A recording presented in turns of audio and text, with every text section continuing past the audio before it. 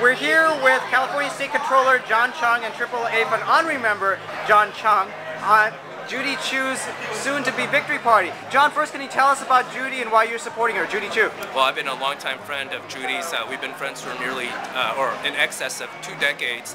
She's been a very dedicated public servant, working on many of the most important issues that impact our community and our nation. She has worked very hard to develop her fiscal expertise. She's my colleague on the Board of Equalization, California's elected tax authority. At this time where we have very difficult and formidable national and global economic challenges, I think she's going to be able to make some meaningful contributions back in Washington, D.C. and make sure that the constituency that she's going to represent here in the San Gabriel Valley gets fair policy in terms of the economics and tax policy, and then create the economic engine for the next generation of California.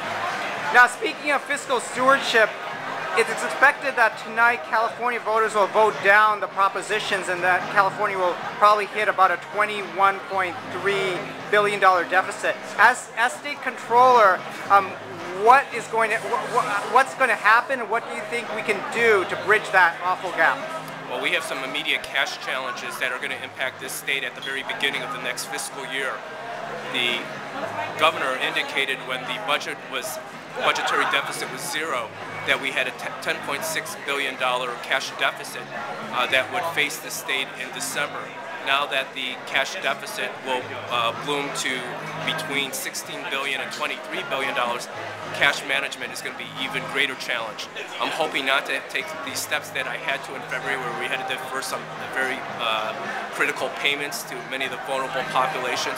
It's incumbent upon the governor and the legislature to exercise prudent, sound, and immediate financial leadership so that we don't have to devastate those individuals who are in great peril. Do you have any thoughts on where we can get more revenue and where we can make cuts, albeit painful cuts? Well, we're going to have to be sounder about fiscal practices here in California. I've been auditing a few of the state agencies for debt collection practices. Certainly we can collect millions of dollars through enhanced debt collection practices. We have to make sure that we tighten up audits such as the audits of the pharmaceutical companies and the rebates the state's entitled to.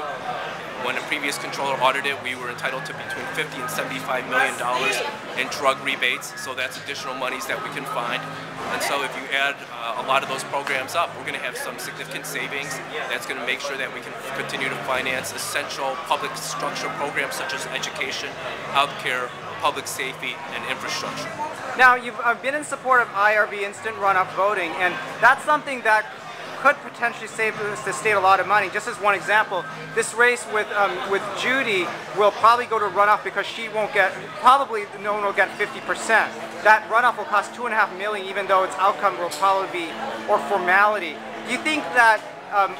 What do you think about the feasibility of IRV for state special elections? That is for Congress, for state assembly, for state senate. Well, I think there's strong merit to IRV, and certainly the leading decision makers in the state ought to be deliberating about it and taking action. Thank you. Thank you. Thank you. This is California State Controller John Chiang.